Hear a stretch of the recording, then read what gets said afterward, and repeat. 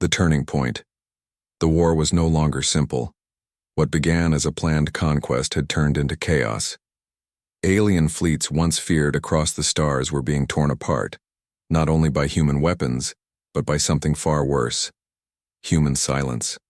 In orbit, the alien high command grew desperate. Their fleets had numbers, their weapons had power, but every battle ended the same way, with fear. Ships lost without warning, soldiers vanishing in ruined cities, whole squadrons destroyed by traps they never saw coming. So the aliens changed tactics. "If they will not surrender to force," said an admiral with crimson skin, "then we will break their minds." Broadcasts began. Across human channels, alien voices spoke in every language. They promised peace if humanity surrendered. They threatened annihilation if they resisted.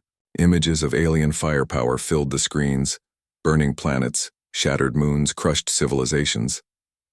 But humanity did not reply. In the command bunker, General Marcus stood before the flickering screens. His officers watched the alien messages in silence. At last, Marcus spoke. His words were steady, cold, and final. "Turn them off." The screens went black. No response, no speech, no surrender, just silence. For the aliens, the silence was unbearable. Their threats meant nothing. Their promises meant nothing. The humans answered only with action, and the actions were brutal. A human strike team infiltrated an alien communications ship, hijacking its systems. Instead of alien propaganda, the broadcasts changed. Now, every alien world heard the screams of their fallen soldiers, the explosions of their destroyed fleets, the silence of ships cut off forever. One alien commander gripped his chair, trembling. "They use our own voices against us, and they turn fear into a weapon." On the ground, the turning point became clear. In the ruins of a city, alien forces cornered a group of human soldiers. They outnumbered them 10-1. The alien officer spoke through a translator, his voice echoing across the battlefield. "Lay down your weapons, you are surrounded. There is no escape. Surrender, and we will spare you." The humans did not answer. They stood still, weapons ready, eyes cold. Then, in perfect silence, they attacked. Their strike was sudden and merciless. Explosions tore through alien ranks. Snipers cut down officers before they could even shout. In less than 5 minutes, the battlefield was empty, except for humans walking through the smoke. One alien survivor crawled away, his voice breaking as he whispered into his comm. "They don't fight for glory. They fight like it's survival." Back in orbit, fear spread through the alien fleet.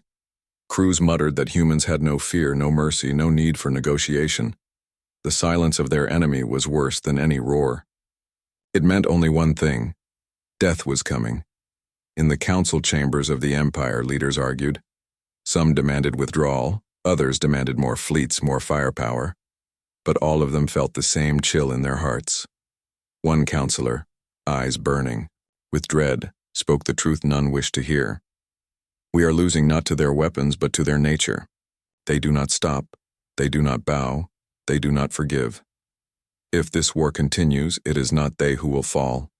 It is us." And in the human command bunker, General Marcus looked over maps of alien worlds, his hand steady as he marked their next targets. "This is the turning point," he said. "They thought fear was our weakness. But fear belongs to them now. Humanity's hunt. The galaxy had thought the humans would hide behind their small world. Instead, the humans began to move outward. For the first time in history, alien fleets saw human warships leaving Earth's orbit, not in retreat, but in pursuit. What had begun as defense was now a hunt. General Marcus stood in the command center of the human flagship Iron Will. Its hull was smaller than alien cruisers, its weapons less advanced, but every soldier aboard carried something stronger than technology, a predator's instinct. "Today," Marcus said, his voice steady, "we take the fight to them." The fleet roared forward. Their first target was a supply base on a barren moon. Alien defenses expected a siege. Instead, they faced shadows. Human ships cut engines and drifted silent, hiding in the dark until they were close enough to strike. Then, with brutal precision, they unleashed their weapons. Explosions shattered the base before alarms could even sound. The survivors whispered in terror. They strike like hunters in the night. You don't see them coming. You only see the fire. From that moment, the galaxy was no longer safe for the invaders. On alien colonies, civilians watched in fear as human squads descended from orbit. They did not destroy cities. They targeted military outposts, shipyards, and command centers. With every strike, they left a message. You are not the hunters. We are.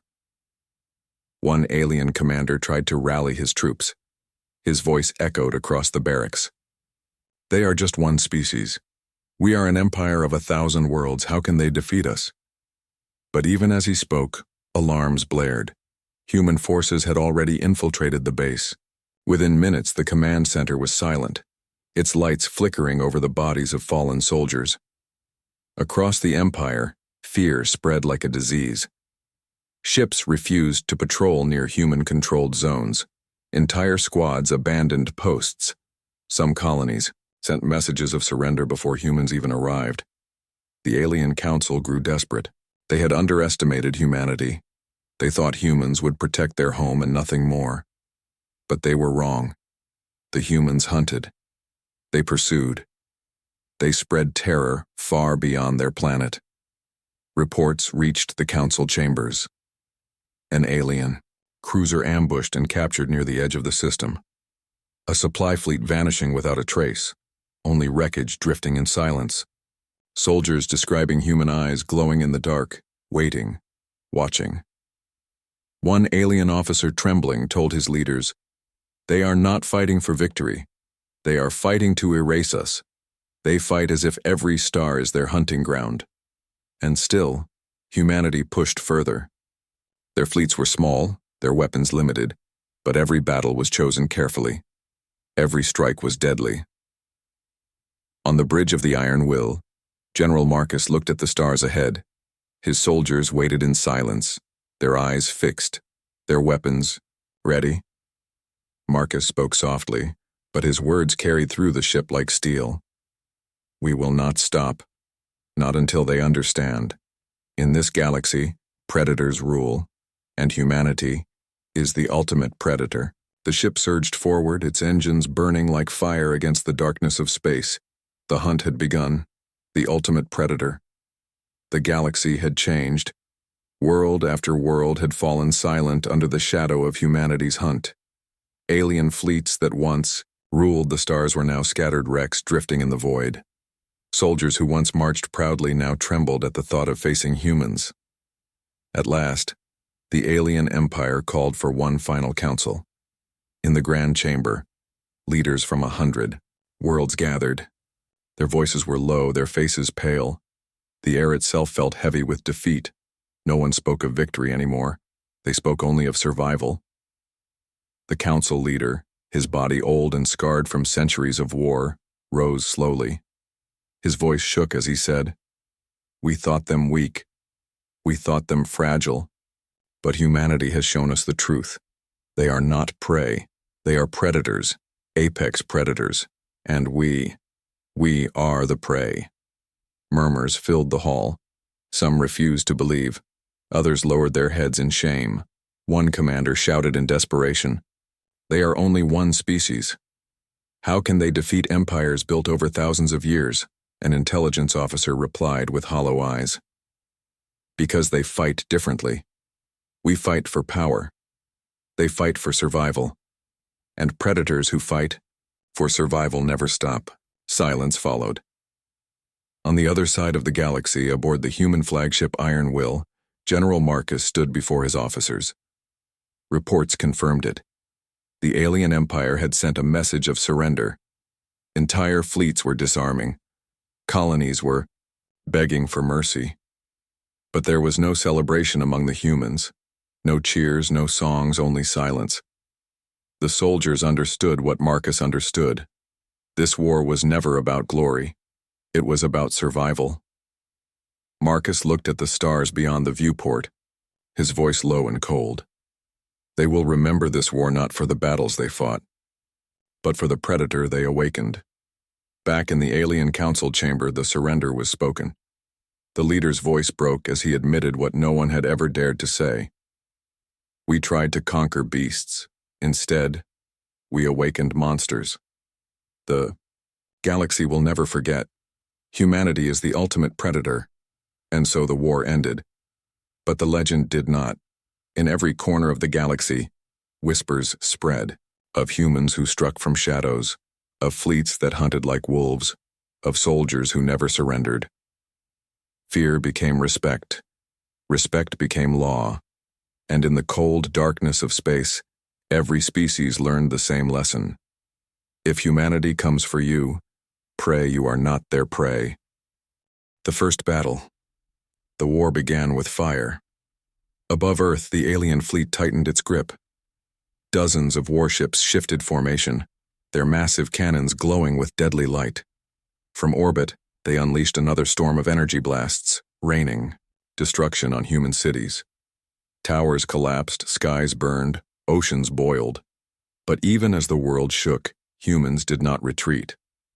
Deep in the command bunker, General Marcus stood before a giant screen. His voice was calm, cutting through the chaos. Phase 2, release the hunters.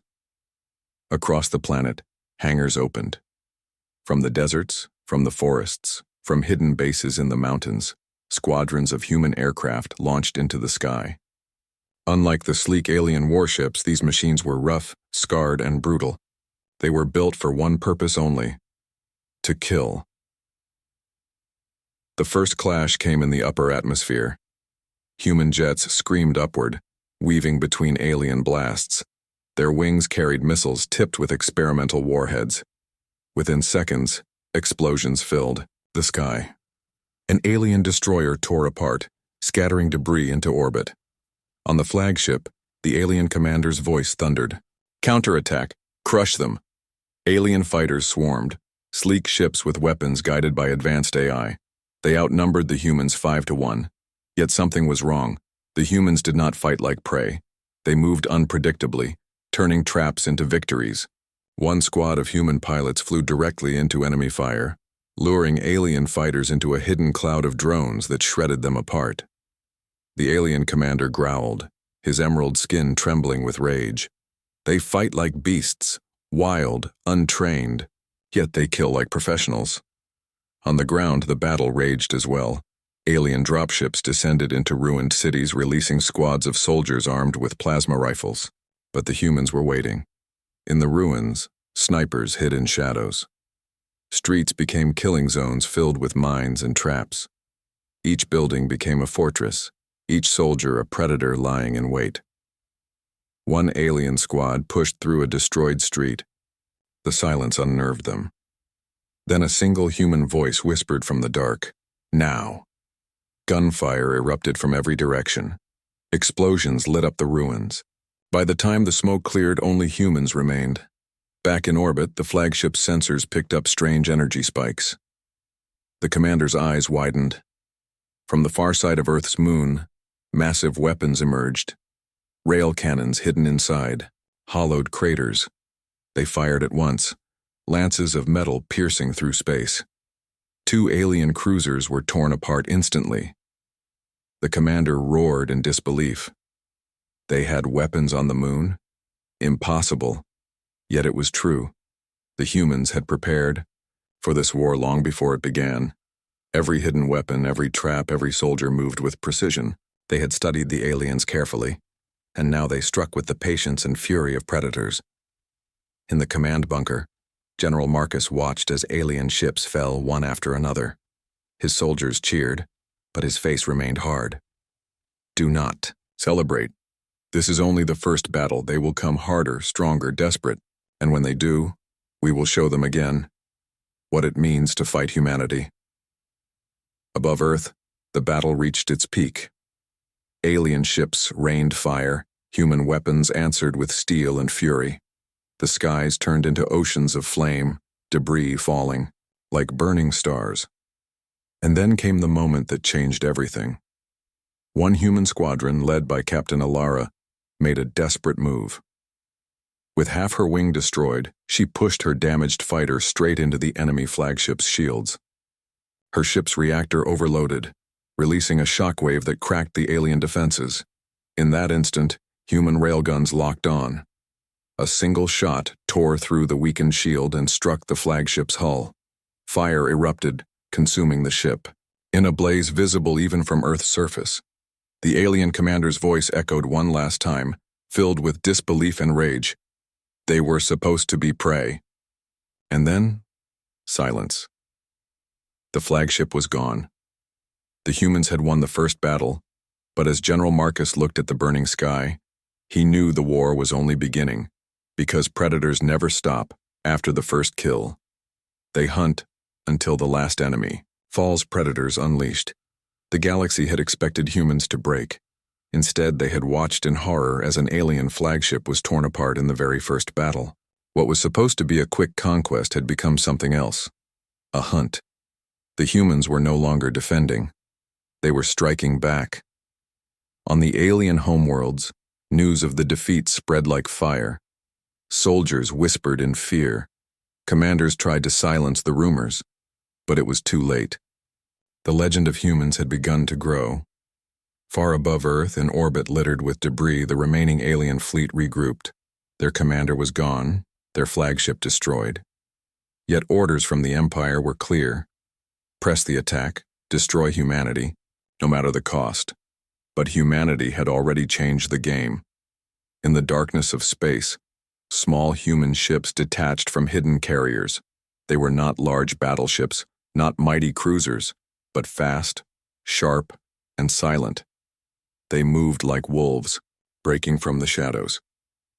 Each ship carried strike teams, soldiers trained not for defense but for infiltration and close combat. The first infiltration happened silently. An alien warship drifted in orbit, scanning for enemies. Suddenly, its sensors failed. Lights flickered. The crew panicked.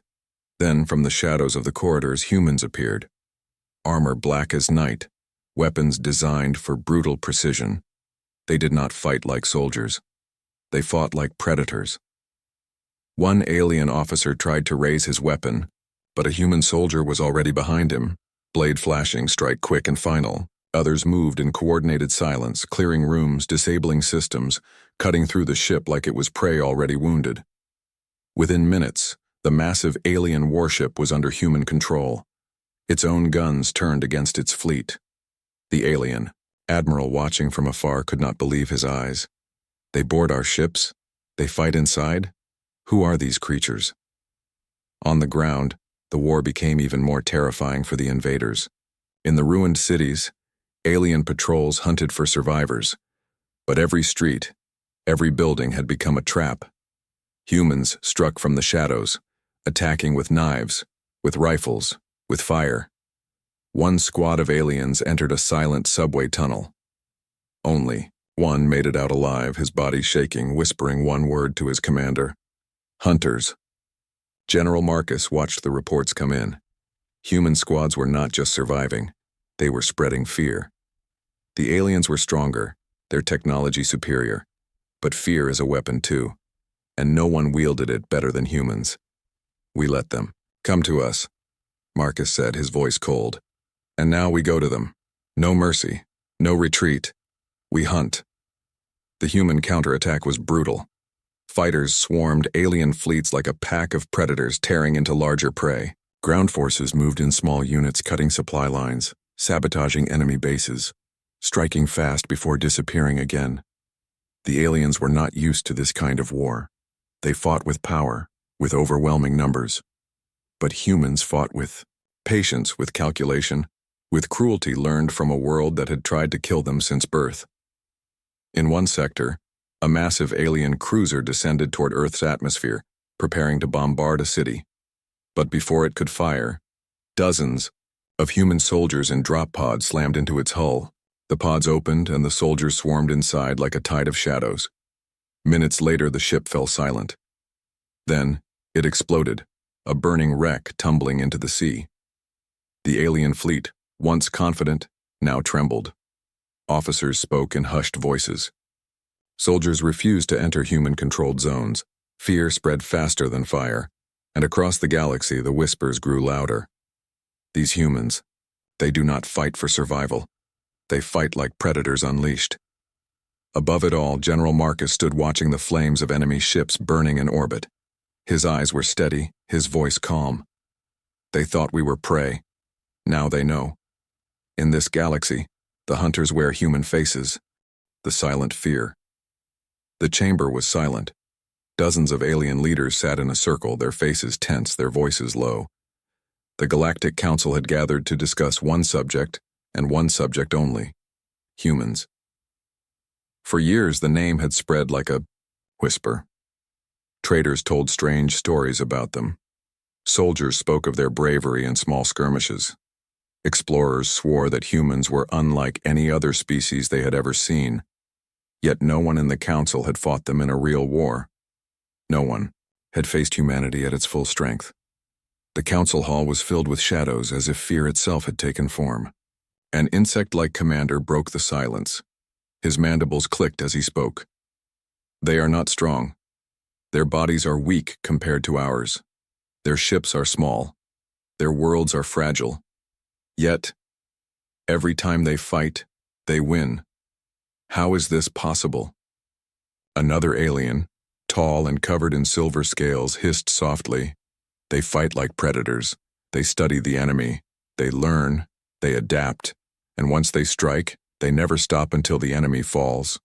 Murmurs spread across the room. The oldest, counselor whose species had ruled empires long before humans had even left their planet, spoke slowly. You do not understand. Humans are not just another young race. They are something different, something dangerous. Legends say they were born in a world where everything was built to kill them. Storms, predators, sickness, even each other. To survive, they had to become hunters. The room grew colder. Some council members shifted nervously in their seats. The thought was unsettling. A young race, rising so quickly, surviving against odds that should have destroyed them long ago. One of the generals slammed his claw on the table.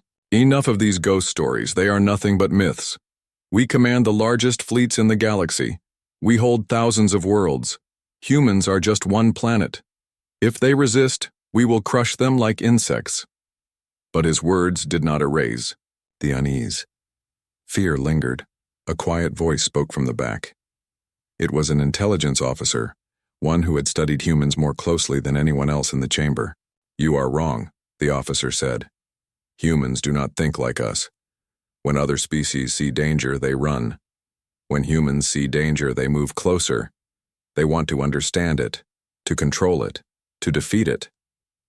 The officer placed a hollow image in the center of the chamber. It showed humans in their wars on Earth, fighting each other across centuries. Spears, swords, guns, tanks, and finally, machines that could destroy entire cities. They turned their own planet into a training ground. The officer whispered.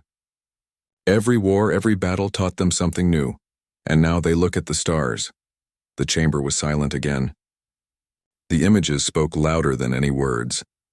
One council member with eyes like burning coals leaned forward. So you are saying that humans are preparing for war against us? The officer shook his head. No. That is the most terrifying part. Humans do not seek war. But if war finds them, they do not stop. They do not surrender. They do not forgive. The words hung in the air like poison. Finally, the council leader, an ancient being who had lived through 100 conflicts, spoke. His voice was heavy, with dread. You speak of humans as if they are beasts, but beasts can be tamed. What if they are something worse? What if they are predators that cannot be controlled? No one answered. Then in the silence, a single sentence was spoken, a sentence that froze the entire chamber. If the legends are true, the silver-scaled alien hissed, then we may not survive the war we are about to begin. The council fell quiet. The shadows grew deeper, and for the first time in centuries, the most powerful rulers of the galaxy felt something they had long forgotten. Fear. First contact of war. The night sky above Earth changed. At first, people thought it was a meteor shower. Streaks of light appeared, in the atmosphere glowing like falling stars. But soon the truth was clear. These were not meteors, they were ships, alien warships. The arrival was silent. No message, no warning, only massive vessels blotting out the stars. Their dark hulls shimmered as they locked orbit above Earth. Cities below fell into panic. Crowds filled the streets. Leaders called emergency meetings. Yet through all the chaos, the humans themselves remained strangely calm.